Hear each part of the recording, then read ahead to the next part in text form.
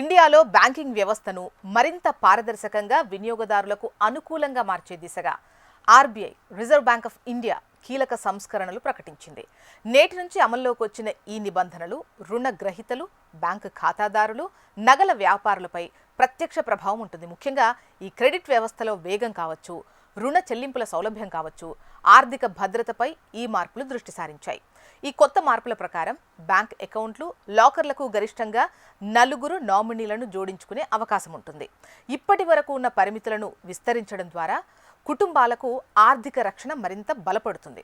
అనుకోని పరిస్థితుల్లో ఆస్తుల బదిలీ ప్రక్రియ సులభతరం కావడం ఈ నిర్ణయానికి ప్రధాన ఉద్దేశం. అదేవిధంగా క్రెడిట్ స్కోర్ అప్డేట్ వ్యవస్థలో కూడా పెద్ద మార్పు తీసుకొచ్చారు. క్రెడిట్ స్కోర్లు ఇకపై నెలకొకసారి కాకుండా ప్రతివారం అప్డేట్ అవుతాయన్న విషయం మనకు తెలిసిందే కదా. ప్రతి నెల 7, 14, 21, 28 తేదీల్లో అప్డేట్ ఉంటుంది. దీంతో రుణ చెల్లింపుల ప్రభావం వేగంగా కనిపించడమే కాకుండా ఈ డిఫాల్ట్ కూడా త్వరగా రికార్డ్ అవుతుంది. తమ క్రెడిట్ ప్రొఫైల్ను మెరుగుపరుచుకోవాలని చూస్తున్న వారికి ఇది కీలక ప్రయోజనం అందించనుంది.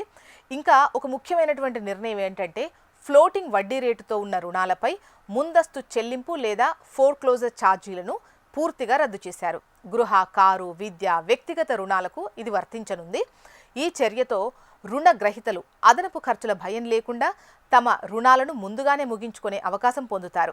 ఇక నగల వ్యాపారులకు కూడా ఉపశమనం ఉంటుంది.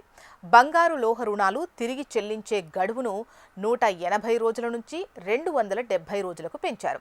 దీంతో నగదు ప్రవాహ నిర్వహణలో వ్యాపారులకు మరింత సౌలభ్యం ఉంటుంది. మొత్తంగా ఈ సంస్కరణలు భారత బ్యాంకింగ్ రంగంలో వినియోగదారుల అనుభవాన్ని మెరుగుపరచడమే కాకుండా రుణ వ్యవస్థను మరింత సరళంగా, సమర్థవంతంగా మార్చే దిశగా కీలక అడుగుగా భావించవచ్చు.